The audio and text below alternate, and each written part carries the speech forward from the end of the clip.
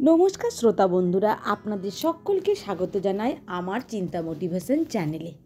আশা করি আপনারা সকলেই ভালো আছেন, সুস্থ আছেন এবং সাবধানে আছেন। আজকে আবার একটি নতুন ভিডিও নিয়ে এসেছি আপনাদের কাছে। আজকে এই ভিডিওর মাধ্যমে অঘ্রাণ মাসের ইতু পুজোর ব্রতকথা ও মাহাত্ম্য বলে শোনাবো। চলুন তাহলে শুরু করা যাক আজকের ভিডিওটি। যদি ভিডিওটি ভালো লাগে তাহলে অবশ্যই লাইক করবেন। অঘ্রাণ মাসের প্রত্যেক রবিবার এই ইতু পুজো করতে হয় অঘ্রাণ সংক্রান্তির দিন পর্যন্ত। প্রত্যেক রবিবার এই পুজো করে অঘ্রাণের সংক্রান্তির দিন পুকুর বা নদী বা গঙ্গায় ইতু বিসর্জন দিতে হয়। কুমারী ও সধবা সকলে এই ব্রত করতে পারে। ব্রতের নিয়ম বা বিধান: সিঁদুর, ফুল, দুর্বা, বেলপাতা, তিল, হরিতকি, ধূপ, দীপ, নৈবেদ্য, সেয়াকুল এবং ফল। কার্তিক মাসের সংক্রান্তির দিন একটি বেশ পরিষ্কার সরার মাঝখানে ঘট বসিয়ে তার চারদিকে ধান, হলুদ, মান ও কচু গাছ একটা করে বসাতে হবে। এই সঙ্গে মটর, সর্ষে, শুশনি, কলমি আর 5টি ছোট বটের ডাল দিতে হয়। ইতু পুজোর মন্ত্র বলে পুজো শেষ করতে হয় এবং ইতুকে জল ঢালতে হয়। অঘ্রাণ মাসের প্রত্যেক রবিবার এই পুজো করে অঘ্রাণের সংক্রান্তির দিন পর্যন্ত এই পুজো করতে হয়। যে কোনো একজন উপসী থেকেই ইতুর কথা শুনতে হয় এবং একজন বললে অপরজন শুনতে পারেন। এবারে আসবো ইতু পুজোর ব্রত কথা। এক রাজ্যে খুব গরিব এক বামুন ও বামুনি বাস করত। তাদের উম্নো আর ঝুমনো নামে 2টি মেয়ে ছিল। একদিন বামুনের খুব পিঠে খাবার ইচ্ছে হয় এবং বামনিকে বলে, তুমি পিঠে করো। তখন বামনি বলে, তুমি পিঠে জোগাড় করে নিয়ে এসো, আমি করে দেবো। বামনি রাত্রের বেলায় পিঠে করতে লাগলো আর বামুন রান্নাঘরের পেছনে বসে চুপ করে পিঠে গুনতে লাগলো। এরপর বামুনকে খেতে বসিয়ে বামনি যখন পরিবেশন করছে তখন বামুন বলল, 2খানা পিঠে কম হলো কেন?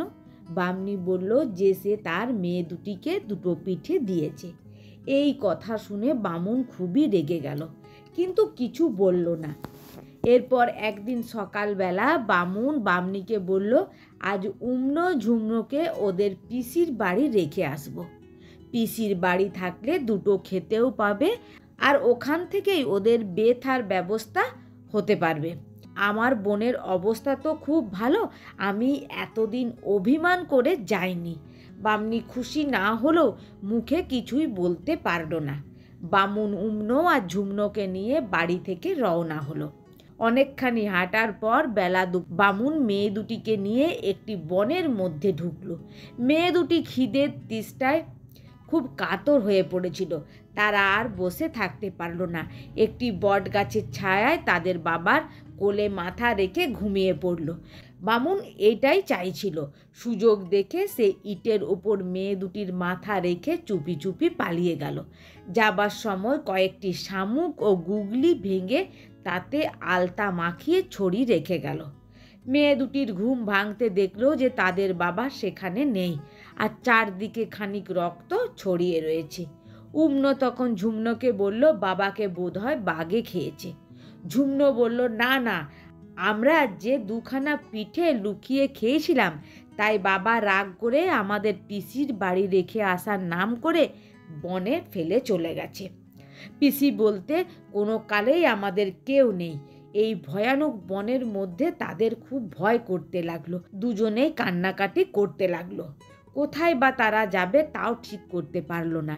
এমন সময় দূরে বাঘের গর্জন শোনা গেল। এবার বুঝি তাদের বাঘের পেটে যেতে হবে। তারা তখন ভয়ে ঠক ঠক করে কাঁপছে। এমন সময় উম্নো বলে উঠল, ঝুমনো দিদি, ওই দূরে একটা খুব বড় বট গাছ দেখা যাচ্ছে, চলো আমরা ওখানেই আশ্রয় নিই। উম্নোর কথা শেষ না হতে 2 বোনে ছুটে গেল সেই বট গাছের কাছে। দুজনেই বট গাছের সামনে হাত জোড় করে বলল, বাবা বটরূপী নারায়ণ, আমরা ভয়ানক বিপদে পড়েছি। ওই শোনো দূরে বাঘের গর্জন। বাঘটা এসে এক্ষুনি আমাদের খেয়ে ফেলবে, তুমি আমাদের আশ্রয় দিয়ে বাঁচাও। ঝুমনোর এই কাতর কথা শুনে বটগাছটি তক্ষুনি দুফাক হয়ে গেল, আর ও ঝুমনো তার সেই কোটরের মধ্যে ঢুকে যেতেই আবার কোটরটা বন্ধ হয়ে গেল। বাঘটা কাছে এসে মানুষের গন্ধ পেয়ে চারপাশে খানিকটা ঘুরোঘুরি করলো, পরে সেখান থেকে চলে গেল। বাঘটা চলে যেতে বটগাছটি আবার দুফাক হলো, আর ঝুমনো কোটরের মধ্য থেকে বেরিয়ে এলো। এখন তারা কোথায় যাবে, কি করবে ভাবতে ভাবতে জঙ্গলের ভেতরে চলতে লাগলো। খানিক চলার পর তারা জনবসতি দেখতে পেল। বন তখন তারা পেরিয়ে এসেছে। তারা একটু দূরে দেখলো যে তাদেরই বয়সের কতকগুলি মেয়ে একটা পুকুরের পাড়ে ঘট বসিয়ে কী সব পুজো করছে। ঝুমনো তাদের কাছে গিয়ে দাঁড়াতেই সঙ্গে সঙ্গে তাদের পুজোর ঘটগুলো সব উল্টে পড়ে গেল। সেই মেয়েগুলি তখন খুব রেগে গিয়ে বলল, কোথা থেকে অলক্ষী এলে তোমরা, যে আমাদের ইতু পুজোর ঘটগুলো সব উল্টে পাল্টে গেল। ঝুমনো তখন খুবই কাঁদতে কাঁদতে সেই মেয়েগুলোর কাছে তাদের দুঃখের কথা বলতে লাগলো। সব ঘটনা শুনে তাদের ওপর মেয়েগুলোর দয়া হলো। তারা ঝুমনোকে বলল, তোমরা কোনো ভয় পেও না, তোমরা কেঁদো না, তোমরা আমাদের মতো ইতু পুজো করো, তাহলে তোমাদের আর কোনো দুঃখ থাকবে না। যাও, এখন তোমরা ওই পুকুর থেকে স্নান করে এসো। সেই মেয়েদের কথা মতো ঝুমনো যেই পুকুরে নেমেছে, অমনি সেই পুকুরের সব জল শুকিয়ে গেল ও জলের মাছগুলো ছটপট করে লাফাতে লাগলো। ঝুমনো এই ব্যাপার দেখে কাঁদতে কাঁদতে আবার মেয়েগুলোর কাছে ফিরে এসে সব কথা বলল। মেয়েরা তখন বলল, এই নাও, ঘটের দূর্বা দিচ্ছি, নিয়ে গিয়ে পুকুরে ফেলে দাও। ওদের কথা মতো ঝুমনো দূর্বাগুলো নিয়ে গিয়ে পুকুরে ফেলে দিতে আবার পুকুর জলে ভরে উঠল। তখন তারা দুজনে পুকুরে স্নান করে নিল। স্নান করে ফিরে আসতে মেয়েগুলো তাদের ঘট আর দূর্বা দিয়ে ইতু পুজো করলো। পুজোর পর তারা বলল, এইবার ইতুর কাছে বর চেয়ে নাও।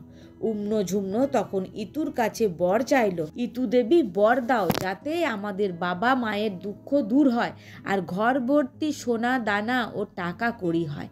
তারপর মেয়েগুলো বলল, এইবার তোমরা খুব ভক্তি করে ঘট নিয়ে বাড়ির দিকে যাও। তখন ঘট নিয়ে ঝুমনো বাড়ির দিকে রওনা হলো। ইতু দেবী তাদের পথ দেখিয়ে দিলেন। এদিকে ঝুমনোর বাবা মা ইতুর বরে রাজার মতো ঐশ্বর্যের মালিক হলো। দুই বোন ক্রমে ঘট হাতে করে বাড়িতে এসে পৌঁছলো। তাদের বাবা মা ভেবেছিল যে এতদিন মেয়ে দুটো নিশ্চয়ই বাঘে খেয়ে ফেলেছে, আপদ দূর হয়েছে। এমনি সময় হঠাৎ ঝুমনোকে বাড়ি ফিরতে দেখে তাদের বাবা আশ্চর্য হয়ে বলল, তোরা এতদিন বেঁচে ছিলি, কোথা থেকে ফিরে এলি এখন? মরিসনি তোরা?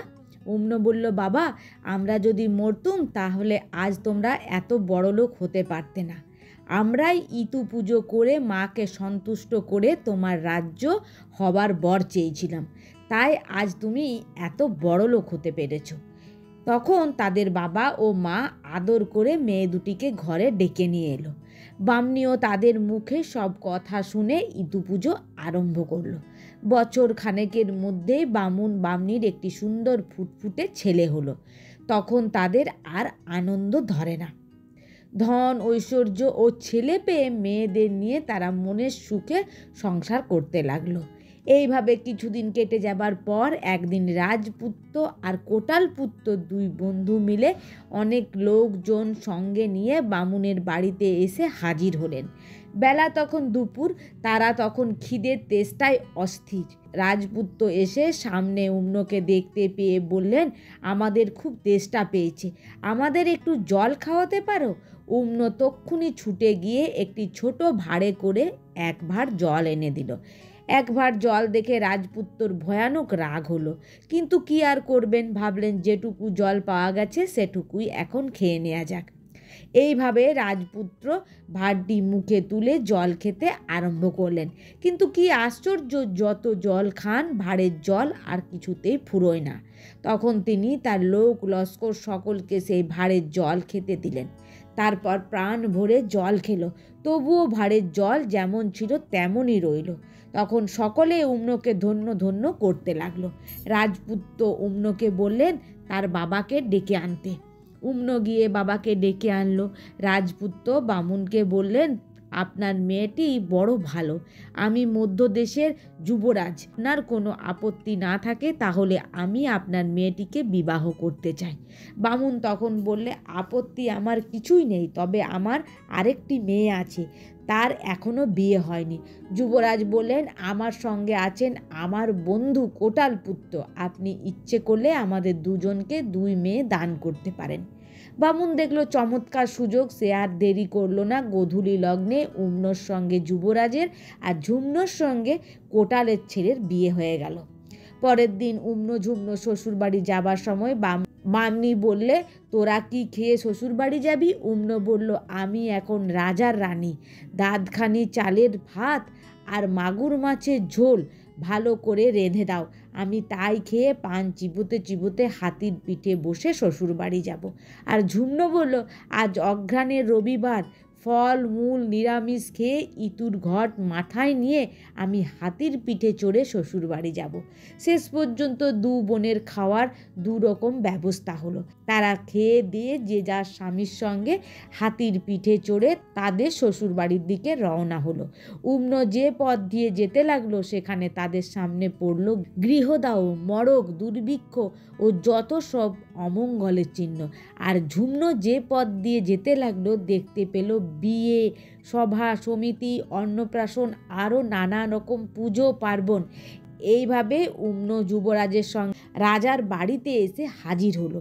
রানীমা ওদের আসবার খবর পেয়ে বউ বরণ করতে এলেন, কিন্তু বউ যেমনি হাতি থেকে নামলো অমনি রাজার বাড়ির সিংহ দরজাটা হুড়মুড় করে ভেঙে পড়ল। যুবরাজের মা অনেক বকাঝকা করে বউকে ঘরে তুললেন। এদিকে কোটালপুত্রের মা বউ বরণ করতে এসে দেখলেন তাদের বাড়ির লোহার গরাদগুলো সব সোনার হয়ে গেছে। কোটালপুত্রের মা কোলে করে নতুন বউকে আদর করে ঘরে তুললেন।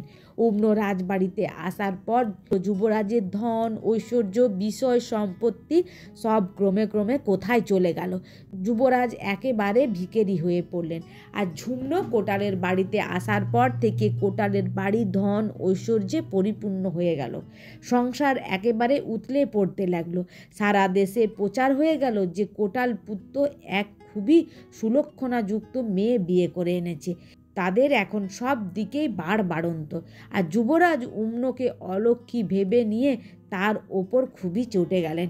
উম্ন তার সামনে এলে তাকে দূর দূর করে তাড়িয়ে দিতে লাগলেন।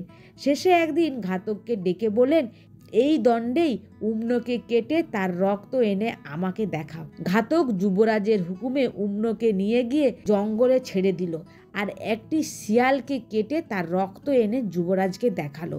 উম্ন শেষে ঝুমনোর কাছে গিয়ে সব কথা খুলে বলল। মায়ের পেটের বোনের এই দুর্গতির কথা শুনে ঝুমনো কাউকে কিছু জানতে না দিয়ে বোনকে তার বাড়িতে লুকিয়ে রাখলো। এমনকি তার স্বামী কোটালপুত্র জানতে পারল না। ঝুমনো বুঝলো যে তার বোন ইতুর অসম্মান করেছে, তাই সে আজ এই বিপদে পড়েছে। তখন থেকে ঝুমনো আবার উম্নকে নিয়ে ঠিক মতো ইতুর পুজো করতে লাগলো। শেষে ইতু দেবী আবার উম্নর ওপর সন্তুষ্ট হলেন। সঙ্গে সঙ্গে যুবরাজেরও দিন দিন বাড়ন্ত হতে লাগলো। যুবরাজ একদিন স্বপ্নে দেখলেন যে এক দেবী তাকে বলছেন, এক্ষুনি উম্ন রানীকে খুঁজে বাড়িতে না নিয়ে এলে তোর সর্বনাশ হয়ে যাবে। যুবরাজ তখন স্বপ্ন দেখার পর থেকেই খুব চিন্তায় পড়লেন। তিনি তো জানতেন যে উম্ন রানীকে ঘাতক কেটে ফেলেছে। শেষে যুবরাজ কোটালপুত্রকে ডেকে পাঠিয়ে স্বপ্নের কথা জানালেন। কোটালপুত্র তখন ঘাতককে ডেকে পাঠিয়ে উম্নর কথা জানতে চাইলেন এবং ভাবতে ভাবতে বাড়ি চলে গেলেন। কোটালপুত্র উম্নর জন্যে আর যুবরাজের জন্য খুব দুঃখ করতে লাগলেন। ঝুমনো স্বামীকে তার ভাবনার কারণ জিজ্ঞেস করে উম্নর ব্যাপারে জানতে পারল।